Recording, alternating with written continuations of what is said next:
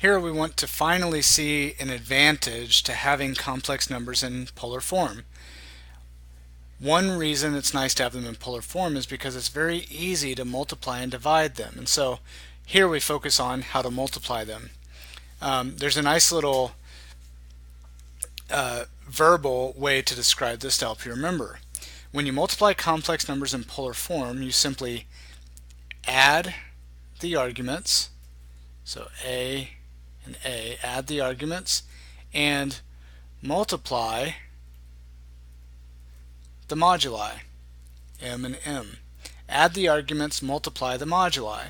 Now, in this particular video, I don't discuss why it works that way, because for the class that I'm teaching, we don't know the appropriate trig identities, addition and subtraction identities. They can be called other things as well. We don't know those formulas from our chapter 4 in our book. Okay, but it's using basic addition and subtraction formulas to get these.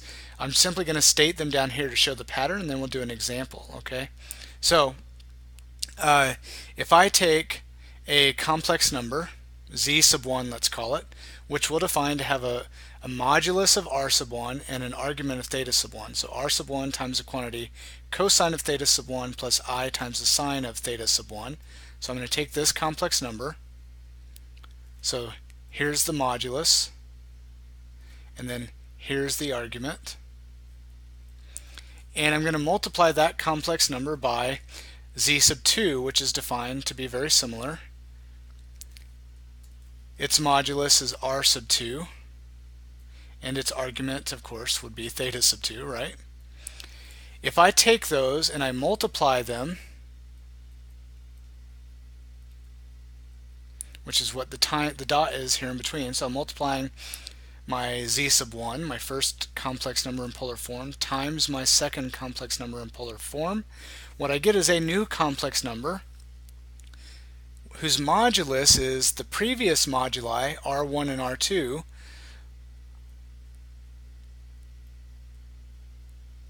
multiplied. So my moduli, r1 and r2, are multiplied together, and this will give me a new number, because these r1 and r2 are just numbers. So I'll get a new modulus.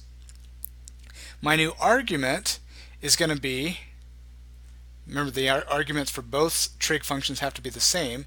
My new argument is going to be the sum of the previous two arguments, theta 1 and theta 2. Okay? And so again, those will be known angles, and you'll add those and you'll get a single angle. So you multiply the moduli and you add the arguments to get the new complex number. Let's see this in action. So let's say I have the complex number 4 minus 4i, which is in rectangular form, times the complex number I, which is also in rectangular form, and I want to multiply them. But first, I want to convert them to polar form. Then I'll multiply using the property we saw above, and we'll write our answer in polar form. So I'm going to do a little bit of side work over here. I'll separate that out. I'm going to convert these to polar form. So let's look at 4 minus 4i. 4 minus 4i goes to positive 4 on the real axis, negative 4 on the imaginary axis. So this is my complex number 4 minus 4i. My theta, well, if this is 4 and this is 4, then my theta is going to be 7 pi over 4, because this has a reference angle of 45 degrees, or pi over 4. And my r, my hypotenuse of this triangle, my r is going to be the square root of 16 plus 16, or the square root of 32. So if I write 4 minus 4i in polar form, it's going to be the modulus r, square root of 32, times the cosine of the angle, 7 pi over 4, plus I times the sine of 7 pi over 4. So that's how I rewrite 4 minus 4i in polar form. Okay, let's do the same thing for I. I is the same thing as 0 plus 1i. Okay, so if I were to look at that, my real axis, my imaginary axis, I go 0 in the horizontal direction on my real axis, but I go up here to positive 1 on my imaginary axis. So that means that theta is going to be this angle, which is pi over 2. My argument is pi over 2, and my r is the distance from the origin, which in this case is just 1. So in polar form, this complex number I is written as r, which is 1, times the cosine of my angle, pi over 2, plus I times the sine of my angle, pi over 2. So now I've got these two numbers in polar form. So I can come back over here, and I can say equals the yellow complex number times the green complex number.